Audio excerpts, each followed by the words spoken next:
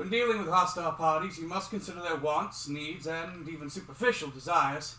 The entire purpose of... Professor Bale, are you the same Bale from the stories of Village Doka? My father was telling me about them recently, but he didn't really know the story all that well. I was hoping to get the story straight from the source. No, I don't talk about it. We don't talk about that. Now back to the lesson. Negotiations are always a tense affair, and if you aren't careful...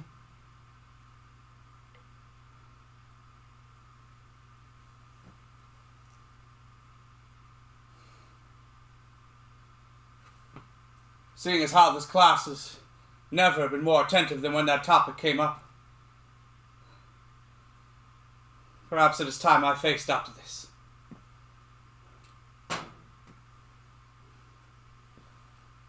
I need you to picture a tiered village built into abrupt cliffs.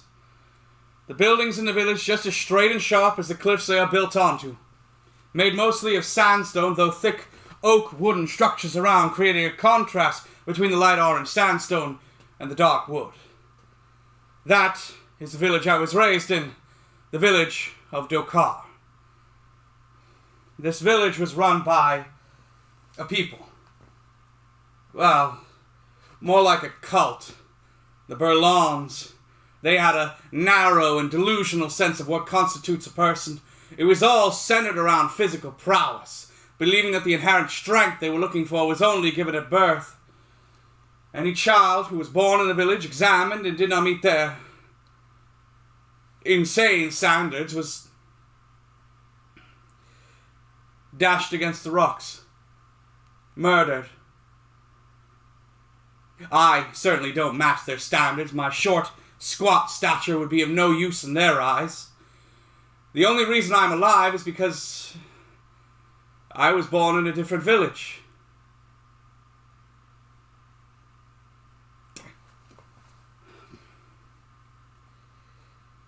My birth caused the death of my mother. My father, being a good man, never blamed me for it, as was common in that time. But early in my infancy, he needed a way to distract himself from the pain of losing his wife. Tending to me was necessary, but only reminded him of the loss of my mother. He began spending every available moment exercising, pushing himself further and further. At first it was recreational, just trying to distract himself and get better. But soon his newfound physical strength became a story of its own, one that was passed from village to village. And soon that story found its way to Dokar. He, now, was exactly the type of man they wanted. A few of their members came to our village directly, trying to bring him in. He told me it didn't take long for him to agree to join them. Because of his newfound focus on physical strength, there was always going to be a divide between us. But by accepting their invitation, he only succeeded in making sure we were never going to be a close family again.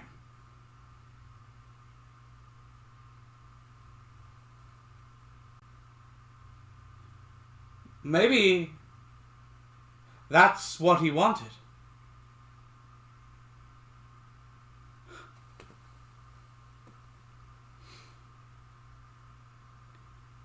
But beyond those selfish desires to have him be more like me, I just wish he had seen the cult for what they really were. When he agreed to join them, they examined me.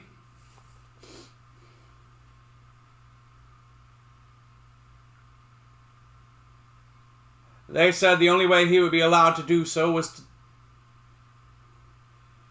dash me on the rocks right then and there for them to see. I did not meet their criteria for a worthwhile being.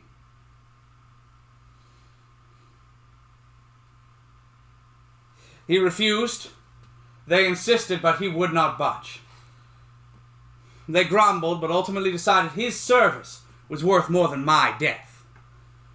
I was allowed into the village under a special circumstance. If there were any reasonable people already living in the village, they would have questioned this special circumstance offered to only one person, and the illusion would have fallen apart. But the people already there had either not needed to make that decision or were too far into the cult's teachings to question it. And so I grew up in this village as mistreated would not be the proper term, but an outcast, unwelcome anywhere in the village. There was a distinct feeling that everyone just put up with my existence. As a result of this, as soon as I was able to be on my own, I began venturing outside of it. It wasn't long before I met the village's neighbors in the nearby woods where the oak trees used in Dokar had come from. A village of satyrs resided in there. They were friendly with both myself and Dokar. For those who have never seen one, a satyr fully grown is about half the height of an average man. So even today, I am only slightly taller than them. I fit in much better with them than I did with my own village. Satyrs are small, but are much more densely built in muscle, being able to lift an entire fallen tree with one hand. They have a human torso and upper half, and a goat's hips and legs. They have pointed ears and small goat horns that grow out of their heads. The origins of their species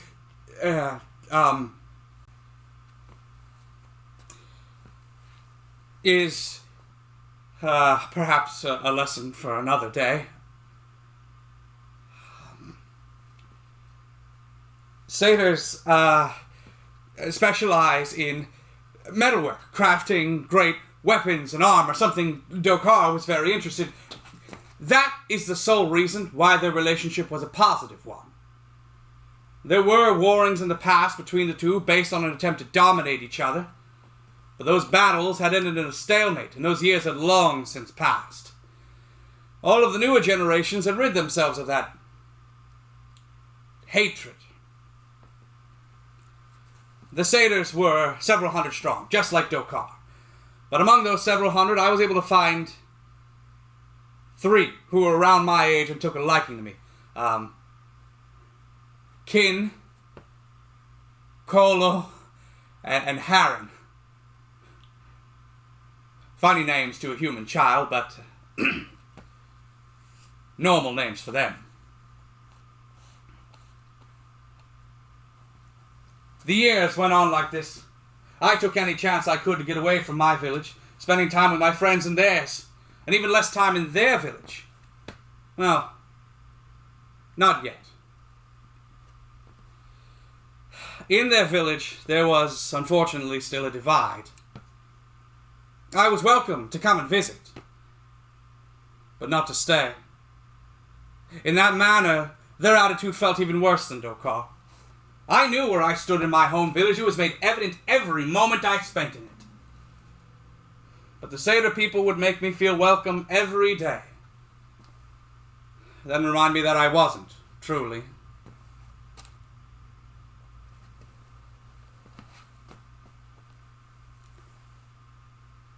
I had, in fact, stayed a few nights in their village, urged on and hidden by my friends. One of those times, we had reached early adolescence. Because of the Satyr's growth patterns, that meant my friends were ready, able, and more than willing to drink. It didn't take much pressure from them to get me to start drinking, well before my body was developed for it, and way above what it could tolerate. I don't remember much of that night, just flashes of some kind of fight.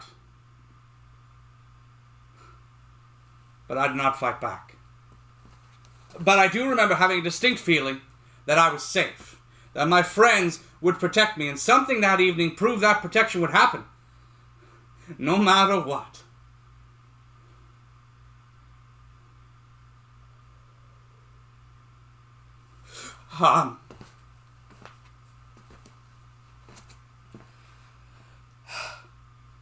As I reached later teen years, my human desire to explore and see new things began to grow. I always had the sense of the cult village I lived in being just that, a cult. But that became more and more apparent as I grew older. I spent almost no time in Dokar anymore, spending all of it with my friends, and even less time in their village, and more time scouring the woods. Through my tight friendship and years spent with the satyrs, I had learned many of their legends, and one day, Kolo suggested heading to a known part of the woods. Not known because it was well mapped or even often visited, but because it was a...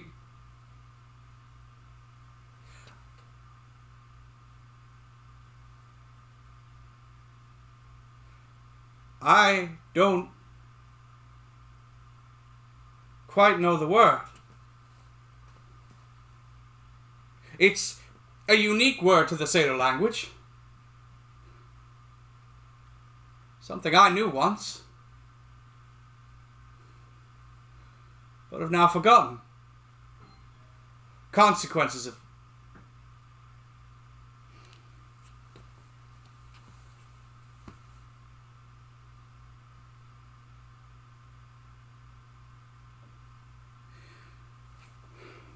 I protested to the idea of visiting this place, knowing the legends surrounding it, but the others outvoted me. Even with all of my time spent with them, they knew more about their culture than I did. If they felt it was an exciting place to go, then I would follow. The main focus of this supernatural place was a rotted tree. The trees surrounding the area were all the normal dark-colored oaks, but the Everdeath tree, as they called it, was pure black, looking ashy, flaky, like one touch could cause it all disappear into dust. In the base of the tree was a hole, large enough for even a human to walk into with ease. But just as the story said, the entrance was in such a position that no light ever reached into its mouth. It was just a gaping hole of darkness.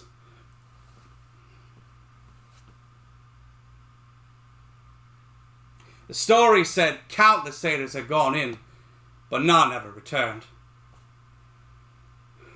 My friends began bickering among themselves, and I'll admit it was a bit fun watching them, each trying to work up the courage into themselves by saying the others were too afraid.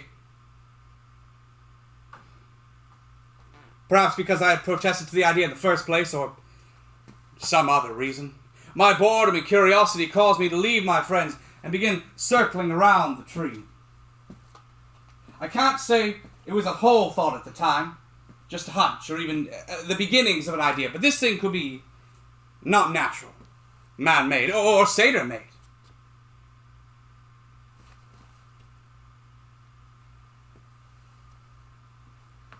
My friends didn't notice me when I began to climb. My plan was to climb as high into the tree as I could, sit on its jutting branches, and call to them, begging them to try and do the same. It would, at least, pull them away from their pointless chiding. I made it up a few branches, but then what little strength I had really began to give out. I reached for the branch above, but my fingers slipped from it. I began to fall. I grabbed desperately at the tree. My hands came to a sudden, painful stop on a knot sticking out. It held me as I got my bearings. Then, it slowly turned. It made a full rotation, then stopped. I heard a click and a hissing sound from below.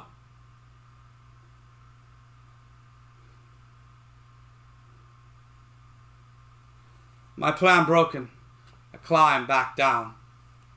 It was only when I was back on solid ground that I really noticed my friends no longer bickering. All of them were leaning into the hole entrance, staring intently. I joined them and saw what they were staring at. It was no longer just a black hole, but a passageway had opened, leading downwards.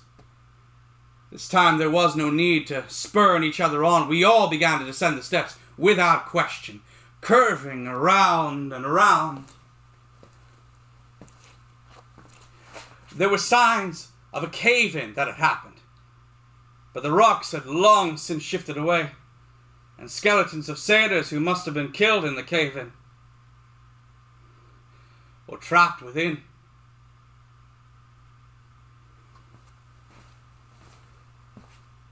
We reached the bottom.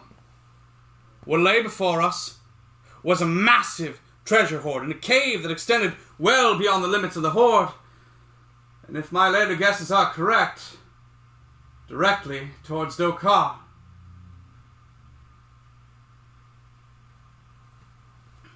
There were random piles of gold, but most notably priceless objects, treasures of great historical value. Some my friends recognized from their own history lessons. Others I recognize as legendary treasures of humans. And Dokar.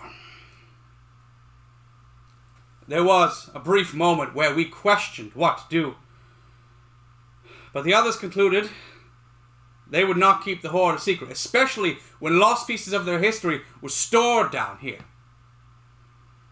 We quickly made our way back to the Satyr's village, informing their chief of the hoard. The excitement was flowing out of us. And despite agreeing not to keep the hoard for ourselves, my friends then pushed for a share of it, for finding it, which the chief agreed to. All four of us would be given a share of it, once it was all exhumed and studied.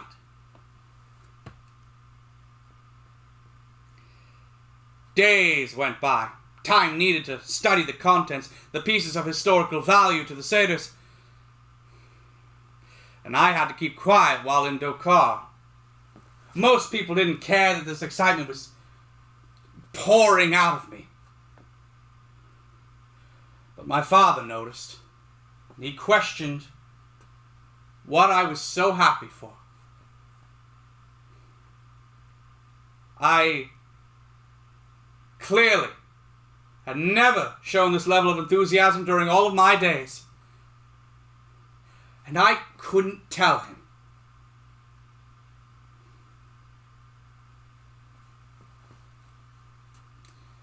Soon, I was summoned to the Satyr Chief's throne room, and he gave me a message to deliver to Dokar's leader, that certain high-value human treasures were found within, and they were going to return them, once they figured out how to get all of them out of the chamber. I ran back home, excited to finally be able to speak about all this, and to deliver the message. I spoke to my father, finally telling him all that we had found, and the message I was to deliver. This message was bigger than me, and I hoped he could instead deliver it for me. But there was a gleam of pride in his eyes. He demanded that I be the one to deliver the message, and escorted me to the leader's throne room. The guards there grumbled at my presence and my father's demands, but they obliged him. The leader was in his throne room, but beyond the initial glance that made him aware of my presence, he did not look at me for all the time I was in there.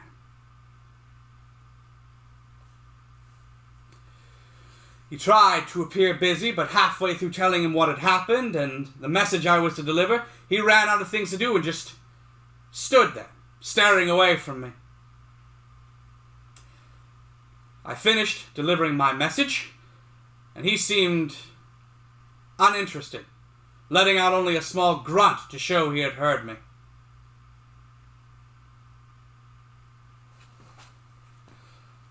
Looking back on those years, it should have been apparent much sooner to me.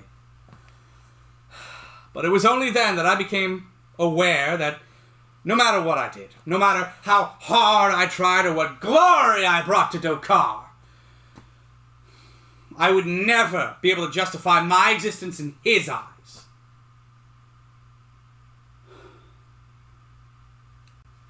Still, I kept up my manners, thanked him for his time, and left. As my father turned to leave with me, his leader called for him to stay. A flash of hope was exchanged between us. Even if he was unwilling to speak with me, He had definitely heard my message, and it affected him in some way. I left the chamber. Alone.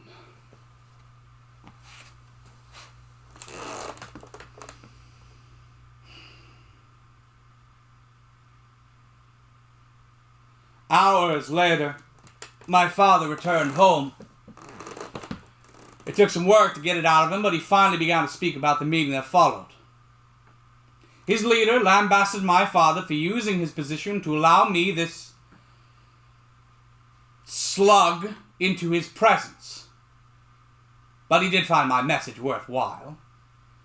The leader's counselors were gathered to discuss what comes next. The first question out of the leader's mouth was if they could win a war against the Satyrs.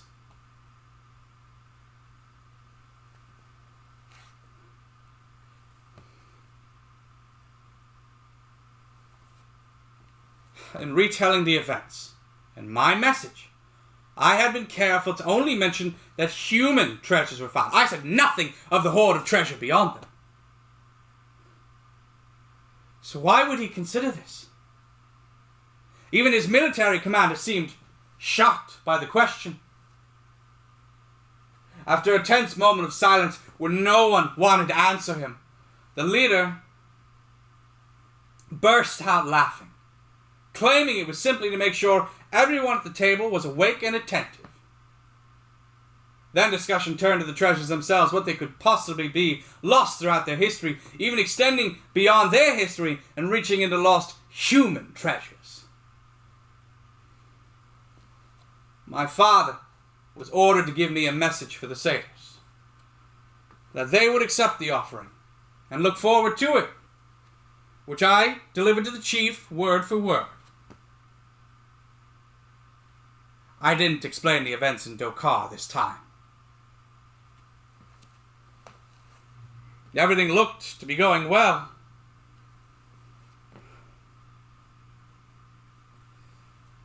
Days went by, and I noticed the treasures were being brought up from the chamber.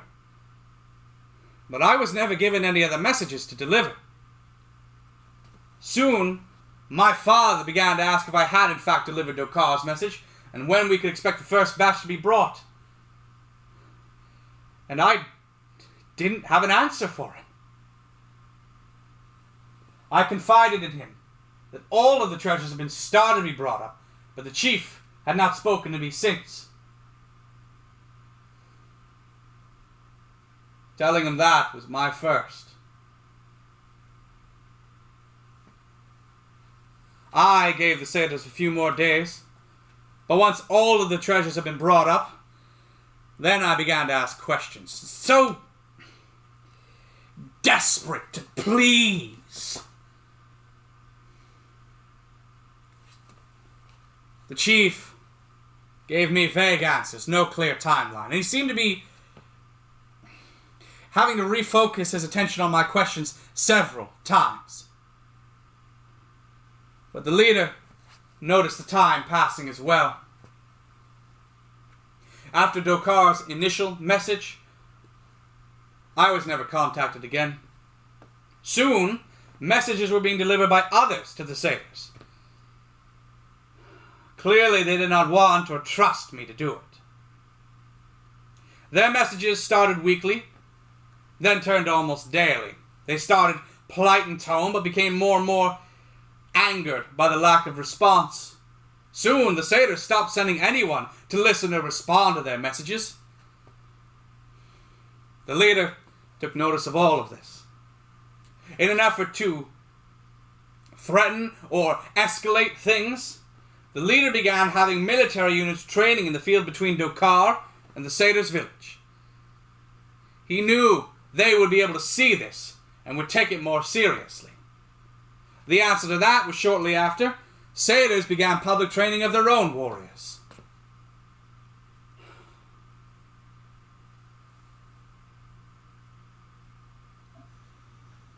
I suppose it should have been obvious then.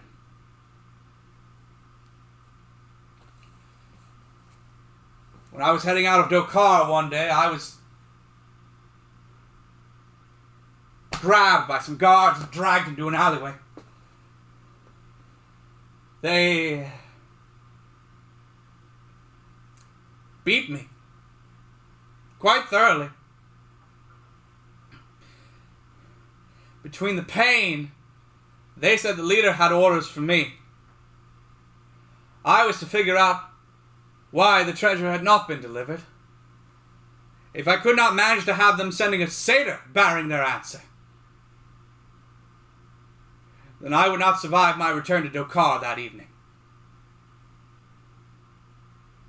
They then dragged me to the gates and tossed me out of the village. I would have run to the satyrs if I wasn't in such pain. I was able to find my friends. I explained what had happened, and they stopped their efforts to clean me of the blood and bruises. They took me to the chief's throne directly. But all we found in the throne room was the warrior's commander.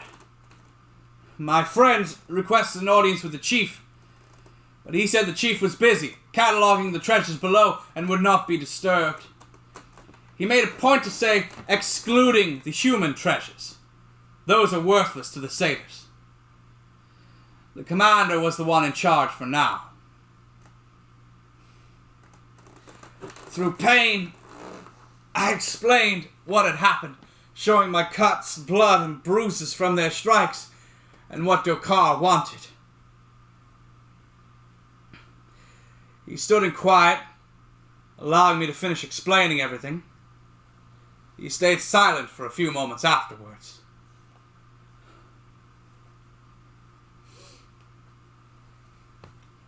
He said he would not risk sending one of his own over to Dokar anymore. They have made it abundantly clear that they are trying to escalate these issues. But they do have a message from me to deliver. He wanted Dokar to know they aren't getting anything anymore. If they must look for a present excuse as to why, they need only look to their military aggression. If they want something more deep, then they need to look into their past. The message made it clear no treasures would be delivered. After a moment of shock from all of us, my friends protested on my behalf, bringing attention to my blood and bruises, what the humans had done to me. They pointed out that if I was to deliver this message, the humans would kill me, just for its contents. All he said was, and everyone went silent at that simple word. They did not care, just like...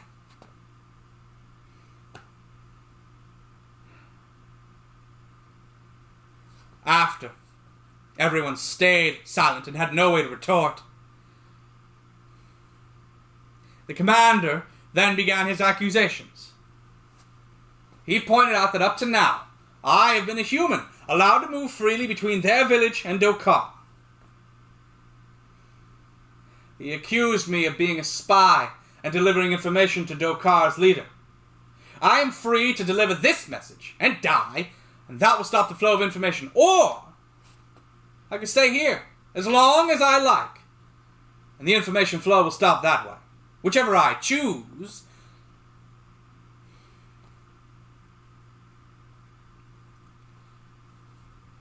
He then told the guards to escort me out. Outside in the village again, looking around, it truly hit me. For almost a decade, I had wanted so desperately to stay in the Satyr village, among those who cared for me more than my own species. Now I had my wish. As an outcast. I couldn't understand. I did not deliver any information they did not tell me to. But I didn't get to focus on that thread for long. A satyr ran by, fleeing a pack of warriors, shouting for others to follow his lead, that the hatred between our species had been revived, and they should leave before they are sacrificed on this altar. He made it through the gates, heading out of the village before being shot down by an arrow.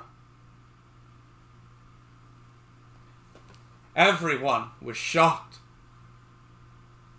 Warriors went out and pulled his body back into the village. He was definitely dead. After they brought the body in, the gates to the Satyr's village were being closed, something that doesn't happen. The commander, who had just accused me, then came out of the throne room to make an announcement that too many have attempted to flee. A lockdown was being put into effect immediately. No one allowed in or out of the village. Looking down at the crowd, he then pointed to me, saying, "Except for me, if I wish to leave now, then I would be granted."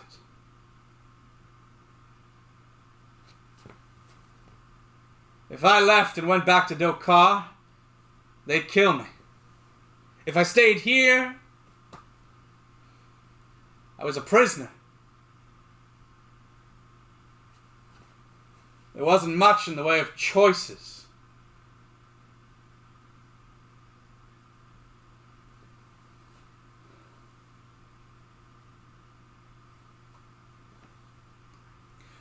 I walked away from the gates.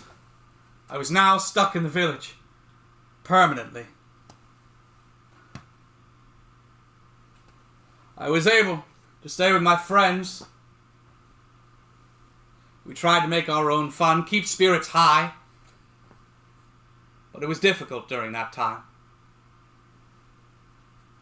A few weeks into this, my friends began to hint that something good was coming. I had no idea what they were talking about. How could anything good come during all of this? It was only when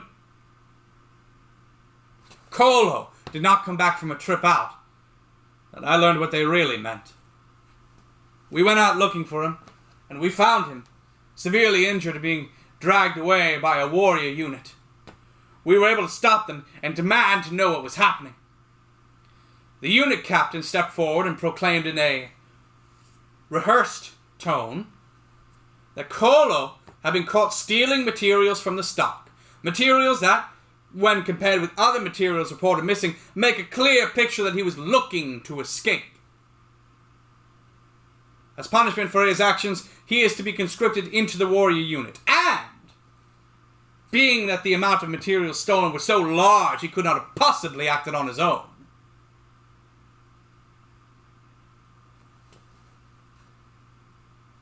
My friends were trying to gather supplies for us to escape together.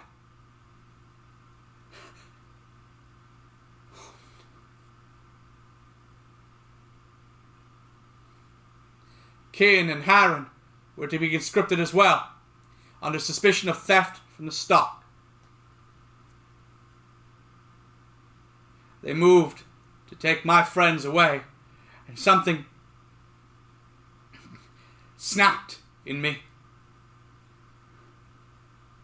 My friends fought back, and so did I, for once. Even with my weak build, I was able to pull one of the warriors off of my friend.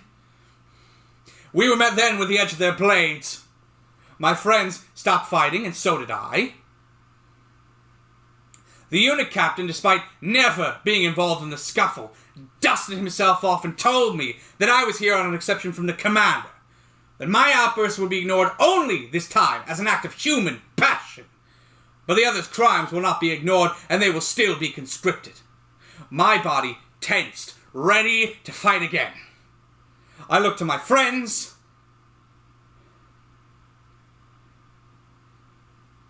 but they all shook their heads at me. Kin told me to go home, that they'll figure this out.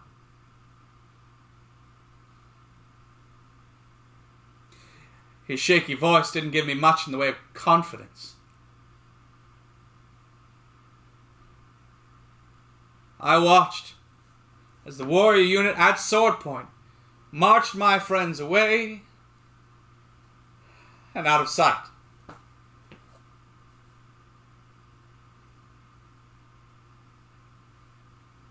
For the next few nights, I couldn't sleep, running the events over and over in my head, trying to think of any way I could have gotten us all out of there. But also because the home offered no amount of comfort, haunted by ghosts and shadows of the occupants.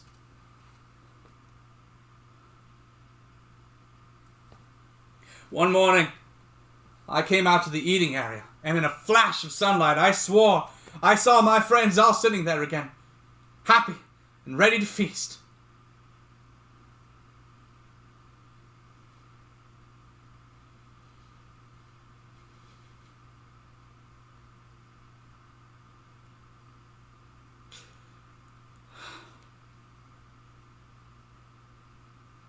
When the sun was out of my eyes, they were gone.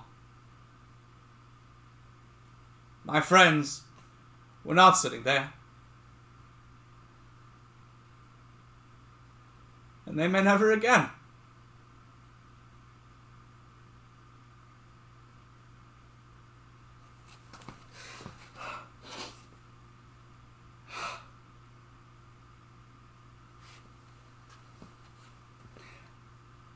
I watched as the tensions between Dokar and the sailors did not settle down, but only grew. For safety and security reasons, sailor warrior training was moved from the field between villages into the interior. Drills and combat exercises are run in the streets and square. I caught glimpses of my friends among them, often looking like they had taken a beating. But I was never able to get close enough to be able to speak with any of them. I have no idea what would have happened to them if I did.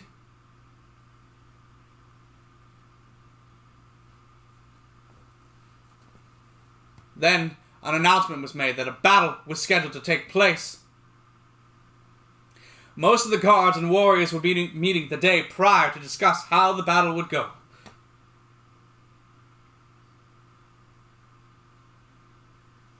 I saw an opportunity. During that meeting, guards on patrol and watching the walls would be at a minimum. But escape to where? I couldn't go back to Dokar. Fleeing anywhere else would be the best option, but I had nothing left. No way to pay or barter, even just for food.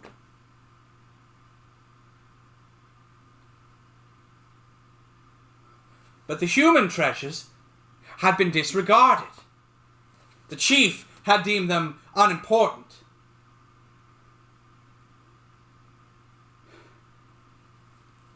My plan to escape the village during their meeting switched to sneaking into the chief's throne.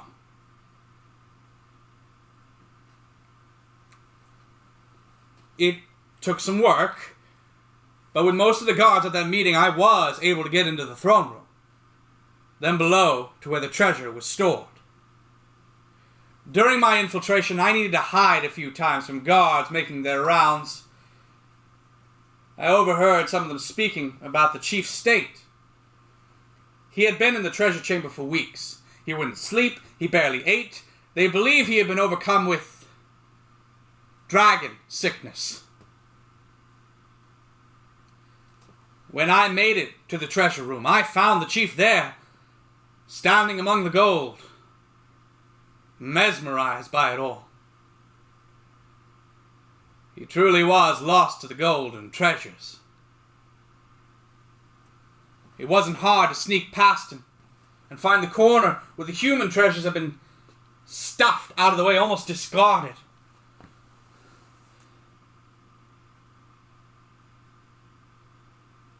In front of it all was a very old book. One that I recognized.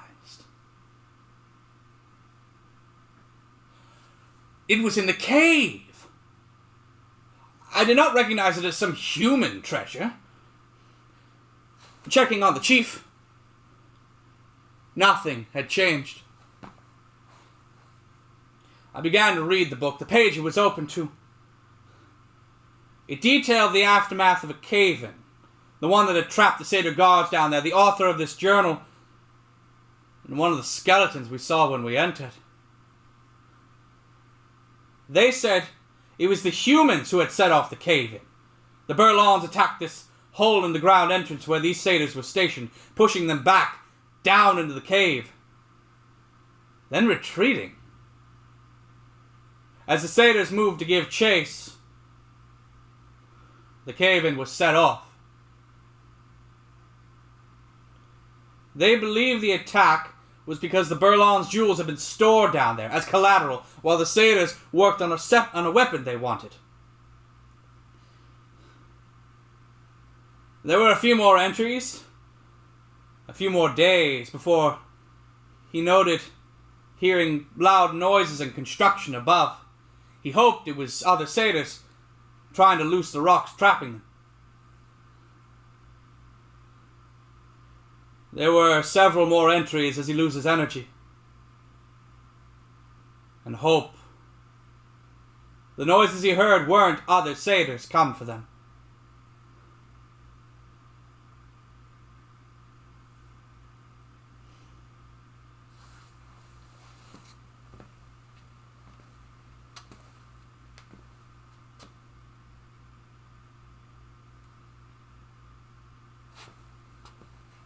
It must have been the Burr-lohns setting up their man-made Everdeath tree. The tree must have been set up as a way to guard the Burr-lohns' valued treasures. But what the long-term goal was, I couldn't really fathom. But now, I had the treasures locked away in that vault, sitting in front of me, a pile on the ground. I took a few moments to sift through them before finding the treasure that they had loaned the satyrs all those centuries ago. It was small, something I could fit in my pocket, which was perfect. I began my quiet trip back out of the treasure room. I came across the satyr chief. He should have seen me, heard me, been aware of my presence, but he didn't notice it at all. He truly was lost to this treasure. By the time I was able to make it out of the throne room, it was too late to make it out of the village. The battle plans had been given, and the guards had returned to the walls. But I had a backup. Satyrs value their sleep before battle. Everyone who wasn't necessary was going to be sleeping that evening. Guards on the walls would be at a minimum again. All I had to do was wait. That evening, everything went as I expected. I kept an eye on the guards on the walls, their rounds.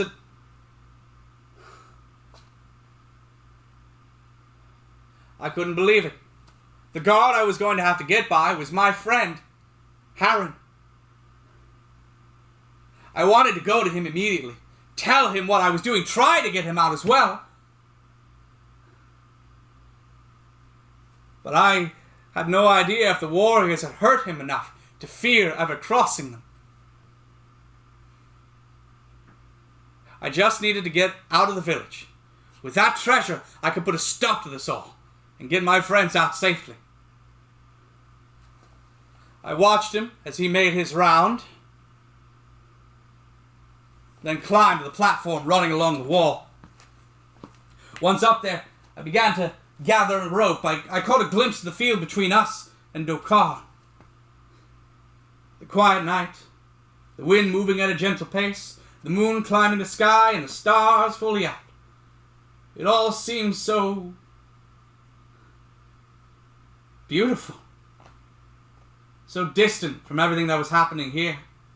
Like I was sinking into a peaceful world.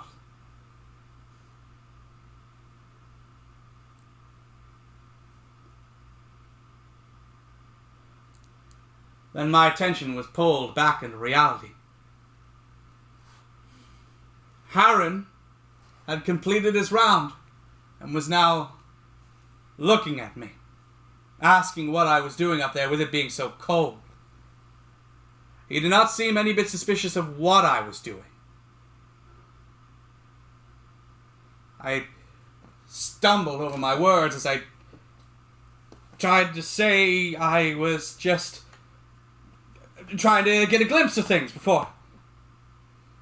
Well, what was supposed to happen tomorrow. He looked out and nodded a bit as well, staying silent. Seemingly satisfied with my answer, he walked past me to begin his round again. Once he was out of earshot, I began uncoiling the ropes up there. I wrapped it around a post and created an anchor. Before I could toss it over the wall and begin to climb down, I heard Harren coming back from where he had just left. He started asking me something, but he never got it out. He rounded the corner and saw what I was doing. Shock was the only thing on my face at that moment. He looked between me, the rope in my hand, and the anchor I had made. He finally let out a gentle question. "You're leaving?" There was no anger or malice behind it. It did not have the volume to alert anyone else. I stumbled even worse with my words. I couldn't cobble together an excuse. I told him I was leaving. I offered him to come with me. He then looked back to the anchor I had made and began to stride towards it with purpose. I was certain he was going to cut it down. Instead, he grabbed it and pulled it tighter with his superior strength. He said, "There, that should hold your weight better. I'll pull the rope up when you're off of it." Harren then turned to keep lookout and block anyone from seeing.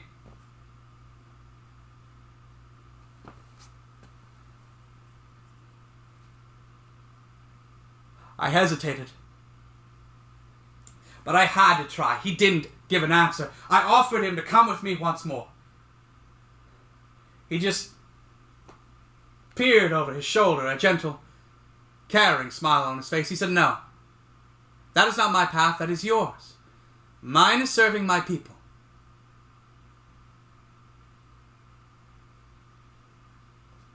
I had to accept that. Not because I agreed with it, but because I knew he was being genuine. There would be no convincing him otherwise. He would follow his path to the bitter end. And he already knew the end coming for him.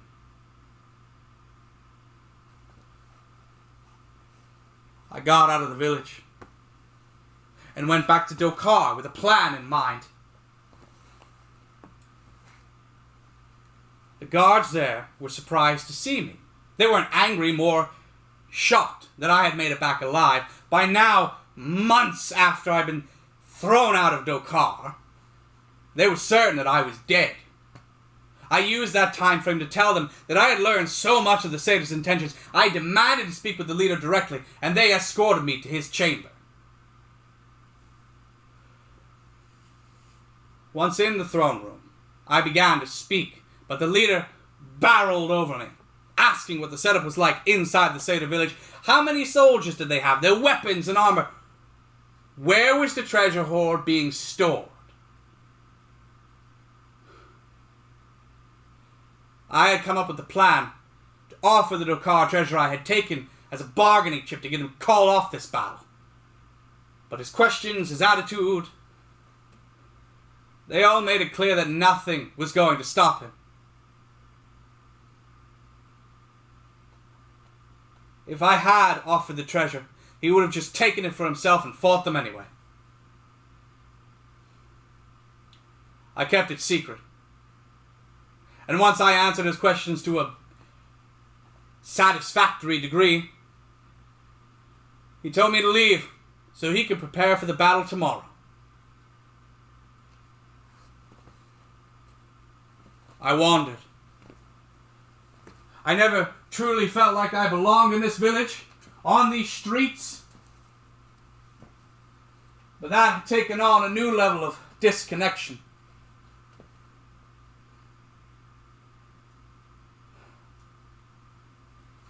I made it back home. And the look on my father's face.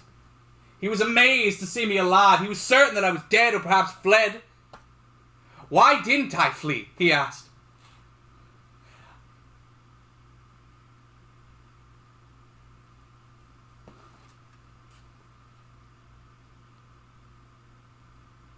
The only one who knew the full extent of the Satyr's treasure hoard, beside myself, was my father. And now the leader knew. I could no longer trust my father in this time when I needed someone to lean on. I stammered out an excuse that, to this day, I am unsure if he bought. But he seemed satisfied with it, then urged me that I needed to leave now. He didn't want me mixed up in this war.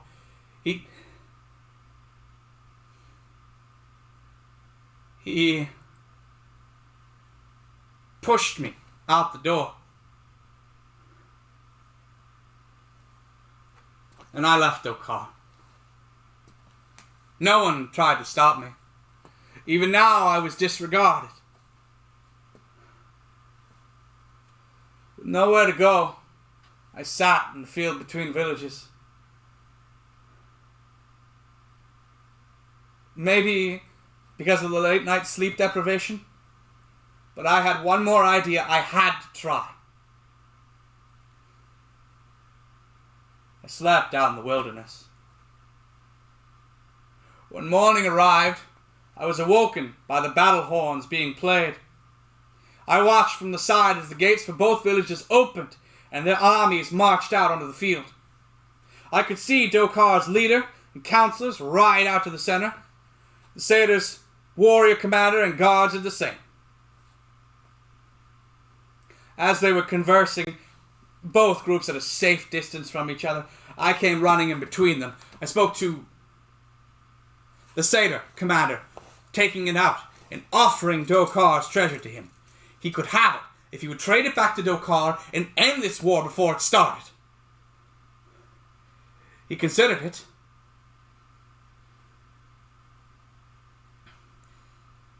He then asked where I got the treasure from.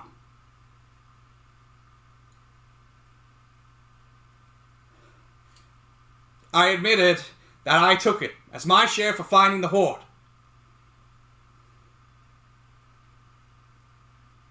He then told me he has no interest in human trinkets. The commander left the negotiations area, yelling for his warriors to prepare themselves for combat. I slowly turned back to Dokar's leader. There was no way, but I had to.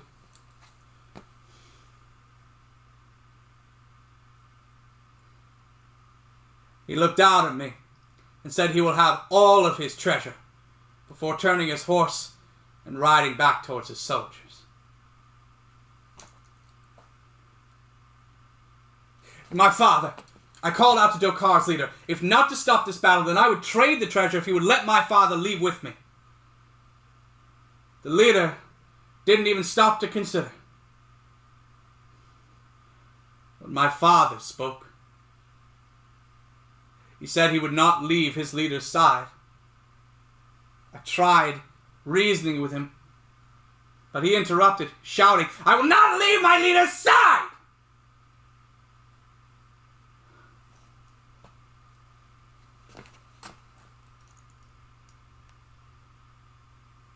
He told me to go, leave the battlefield, live my life.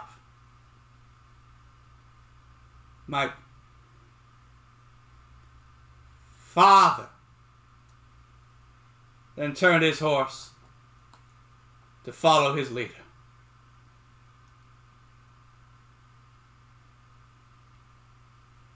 I had plenty of time to leave the battlefield as they prepared their attacks on each other. I didn't bother staying to watch. I just left. There was nothing for me here anymore.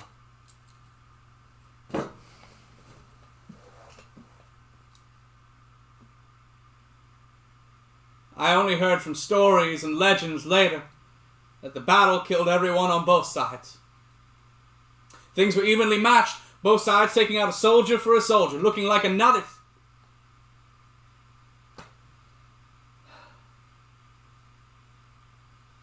When the armies were down to their final ranks, The satyrs use large explosives to try to turn the tide. For a few moments they may have,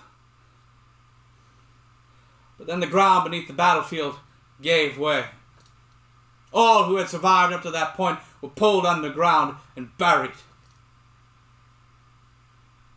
Stories say all that remains there are 2 run-down, unoccupied villages and a large, sunken space between them. The treasures in the satyrs' possession have all been taken by bandits and looters and flitted away, lost to random corners of the world again. The only thing that remains in that room is the skeleton of the satyr chief.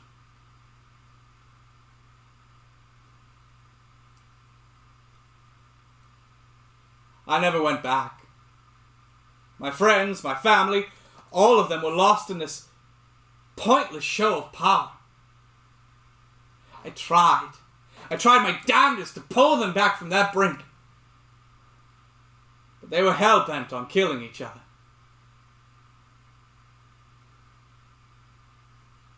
I could go back. There's nothing there now, nothing that could hurt me, at least not directly.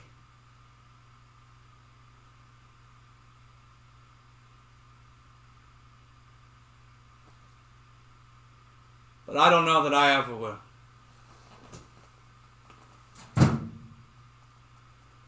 I never saw the battle, never heard it. All I ever got was stories long after the fact. I don't doubt that they are true. But to me they are just that. Stories.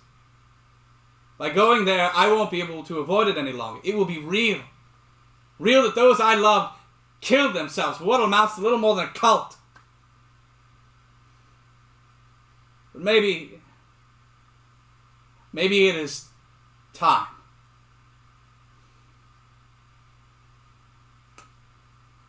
Judging by the sun's position, it is past time for this class to be over.